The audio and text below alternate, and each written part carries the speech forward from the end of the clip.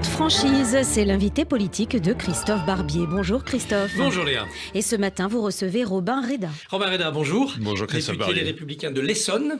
On va commencer à parler de l'épidémie et de la vaccination. Épidémie, on voit les mesures de confinement dans le pays se diversifier. Alors couvre-feu par exemple ce week-end à Nice ou Dunkerque. Soudainement, accès fermé à certains endroits récréatifs à Toulouse ou à Paris. Est-ce que c'est la bonne méthode ? En tout cas, il faut tout faire pour éviter le reconfinement total du pays, qui serait une catastrophe évidemment sur le plan économique, mais surtout sur le plan psychologique, parce qu'on sent non plus de la lassitude chez nos concitoyens, beaucoup de tristesse de ne plus retrouver leur vie d'avant et d'avoir le sentiment de perdre de la vie maintenant. Donc évidemment, toutes les mesures qui seront prises pour freiner l'épidémie iront dans le bon sens, mais il faut aussi se mobiliser, État, collectivité, chacun individuellement, pour éviter le reconfinement total en étant responsable et en mobilisant des moyens sur le terrain. Qu'est-ce que cela veut dire ? Est-ce qu'il faut que la police intervienne beaucoup plus rapidement dès qu'il y a un regroupement ? Est-ce qu'il faut une sorte de harcèlement au quotidien ? Il faut que la police fasse son travail quand il y a manifestement des abus. Parce que évidemment on ne peut pas tolérer que certains ouvertement ne mettent pas le masque, se regroupent, mettent en danger leur vie mais surtout la vie des autres.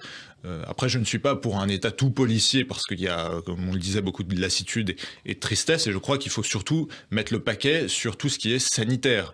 Alors évidemment, la vaccination, qui aujourd'hui continue d'être balbutiante. On espère que, notamment pour les plus de 50 ans, elle va s'accélérer. Mais aussi des mesures de protection sanitaire de certains endroits, effectivement, qui suscitent les regroupements. Je pense au parc, au Quai de Seine à Paris, par exemple. Et puis mettre le paquet dans nos hôpitaux.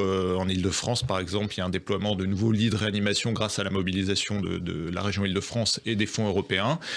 Toutes ces mesures-là, tous ces apports-là, concrètement, ils permettent de freiner l'épidémie. Il y a aussi les tests salivaires qui arrivent à l'école avec déjà une polémique. Est-ce que c'est aux enseignants de pratiquer ces tests ? Est-ce qu'il faut du personnel médical ? Quelle est votre réponse ? Je crois que la France sonore a laissé les écoles ouvertes depuis le début de la rentrée scolaire de septembre. C'est pas le cas dans tous les pays. Il faut que la possibilité de maintenir les écoles ouvertes s'appuie sur toutes les forces de l'éducation nationale, notamment les infirmières scolaires. Alors on sait qu'on est en déficit d'infirmières scolaires ces dernières années. Il faut les mobiliser. Les enseignants, je le sais, sont réticents aujourd'hui à pratiquer les tests salivaires. Peut-être que ça n'est pas à eux, évidemment, de tenir les seringues, mais il faudra que les enseignants, d'une manière ou d'une autre, et le personnel de l'éducation nationale soient mobilisés si on veut atteindre les objectifs et maintenir l'école pour les enfants dans notre pays. Dans cette lutte contre l'épidémie, l'Allemagne a pris une mesure un peu dure face aux Français de Moselle, exiger un test négatif de moins de 48 heures pour passer en Allemagne. C'est compréhensible, c'est acceptable, c'est humiliant ? Pour les Français qui résident dans ce secteur-là, j'imagine que c'est une décision qui est très difficile et les élus d'ailleurs sont montés au créneau pour être vigilants sur cette situation, mais ça montre que les pays dans l'Union européenne ont quand même joué leur partition. Ils l'ont joué sur la vaccination, où l'Allemagne a été plus en pointe que nous parce qu'elle a commandé des vaccins en dehors des commandes de l'Union européenne pour essayer de mieux faire face et mieux protéger sa population. La France a été un peu à la traîne sur ces mesures-là. Elle a été aussi dans la protection de ses frontières. On a demandé la protection de nos frontières et terrestres et aériennes depuis longtemps. C'est venu très tardivement. Donc on voit que l'Allemagne a peut-être pris des décisions aussi plus réactives et plus en phase avec la protection de sa population. Alors la mairie de Paris, en fin de semaine dernière, s'est illustrée par un confinement immédiat de 3 semaines qui était réclamé le jeudi soir et puis finalement juste suggéré le vendredi matin. Est-ce que c'est un couac ou est-ce que c'est peut-être une voie à explorer, le confinement strict ? En Île-de-France, c'est très compliqué d'avoir des mesures sélectives pour Paris sans prendre en compte la petite couronne, la grande couronne, la banlieue.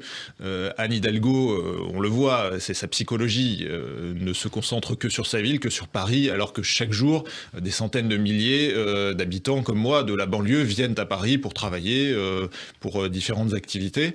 Et Anne Hidalgo a voulu jouer une partition personnelle, a voulu isoler Paris, et on le voit, elle a été obligée de rétropédaler parce que les mesures, elles doivent se penser à l'échelle de l'Île-de-France, en concertation avec la présidente de région Valérie Pécresse, en concertation avec les départements, en concertation avec l'État.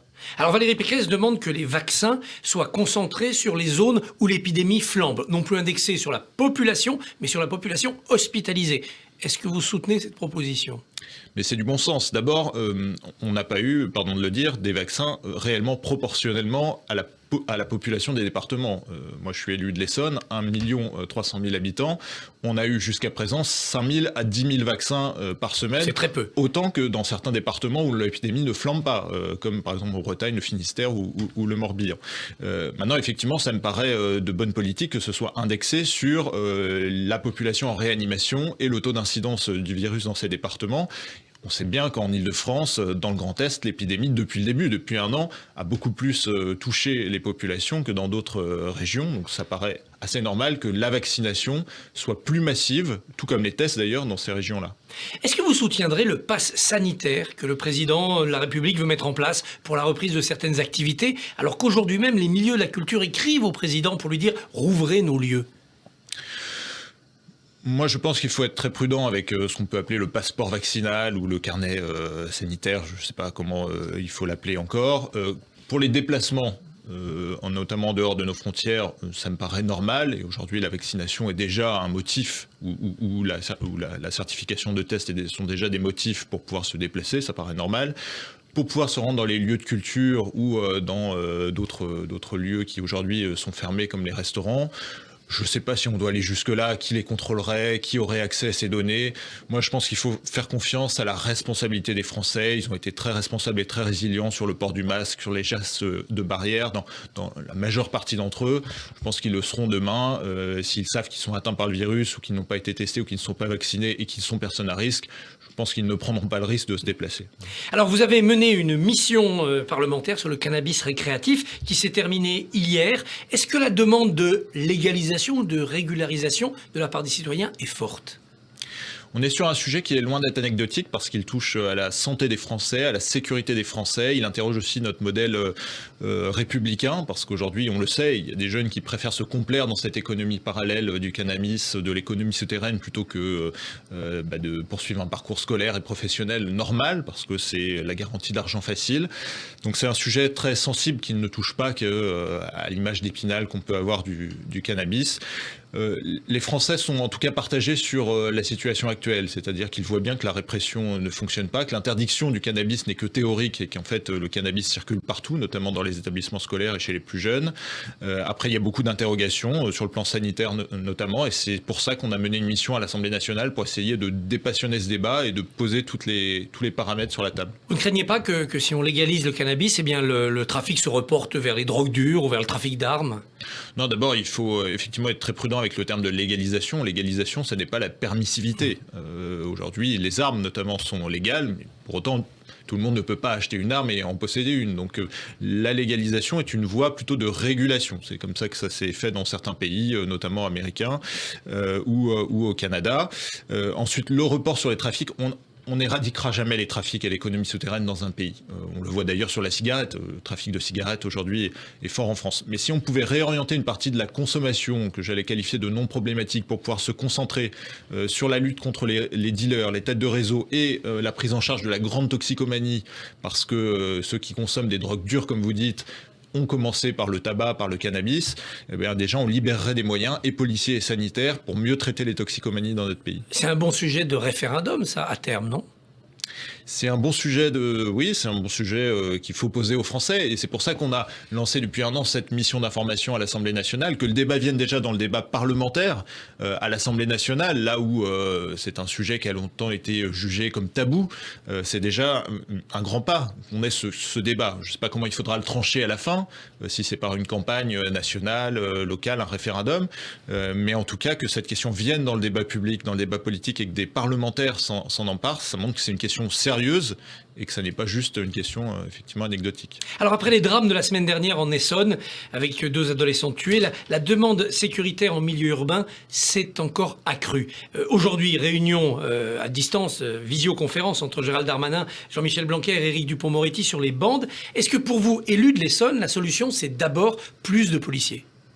Oui, d'abord ça n'est plus qu'une question de quartier sensible ou de violences urbaines, parce que à Saint-Chéron dans l'Essonne, si vous y rendez, c'est un village très tranquille du sud de l'Essonne. Boussy-Saint-Antoine, c'est une commune assez tranquille aussi. Personne n'est à l'abri. Donc Oui, parce que la violence se déplace, et particulièrement en Île-de-France, et c'est pour ça aussi que le phénomène des bandes est très fort en Île-de-France, c'est que les déplacements ils sont très faciles, notamment par les transports en commun.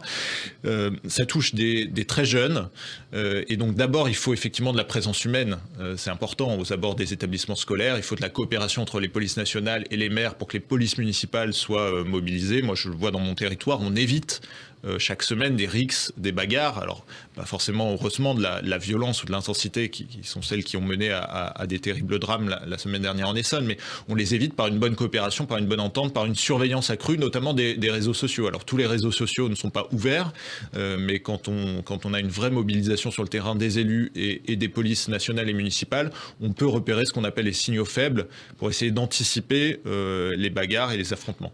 Est-ce que vous souhaitez que Valérie Pécresse, que vous soutenez pour les prochaines régionales en Île-de-France, s'entende avec En Marche dès le premier tour, entre les deux tours, ou pas du tout, chacun pour soi, et on verra bien qui gagne? Valérie Pécresse, aujourd'hui, elle a un bilan à la tête de la région Île-de-France. C'est celui d'avoir remis la région Île-de-France en ordre de bataille pour pouvoir redevenir une région motrice en Europe et en France. Et c'est sur ce bilan que Valérie Pécresse va pouvoir s'appuyer, sur le bilan des transports, sur le bilan sanitaire. La région a été très mobilisée pendant la crise, sur le bilan environnemental.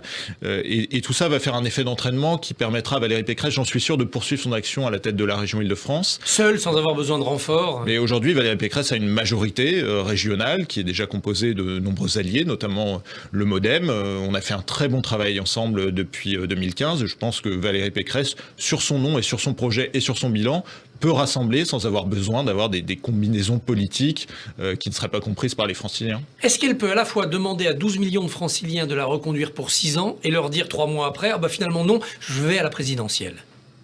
Je pense que les franciliens ne sont pas dupes. Ils savent que Valérie Pécresse est une femme politique d'envergure nationale, qu'elle aura une parole libre et son mot à dire, notamment dans la campagne présidentielle qui viendra. Après, son positionnement, c'est une autre question et on verra d'ici là les circonstances aussi qui, on le voit dans le pays, sont très difficiles actuellement pour entrevoir un débat politique serein pour la présidentielle prochaine.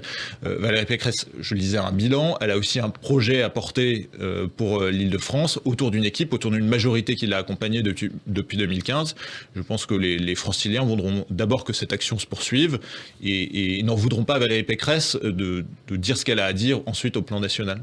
Alors à 13h, on connaîtra la décision du tribunal dans l'affaire dite Paul Bismuth. Nicolas Sarkozy risque 4 ans de prison, dont 2 fermes. Est-ce qu'il a eu droit à une justice équitable selon vous ? Nous le saurons à l'issue du procès, parce que maintenant les choses sont entre les mains des magistrats du siège. Mais dans la manière dont l'enquête a été menée et dont le parquet national financier a fait son travail, on peut avoir des doutes, parce que manifestement, Nicolas Sarkozy, rien ne lui a été épargné dans la manière dont cette enquête a été menée, et tout a été plutôt mené à charge qu'à décharge. Et dans un procès, on est censé apporter, la partie adverse est censée apporter les preuves de la culpabilité d'une partie qui est présumée innocente. La présomption d'innocence, on sait déjà que pour Nicolas Sarkozy, depuis longtemps, c'est quelque chose qui a été oublié et par la justice et par une partie d'ailleurs de nos concitoyens. Robert Hédard, merci, bonne journée. Merci à vous, Christophe Barbier.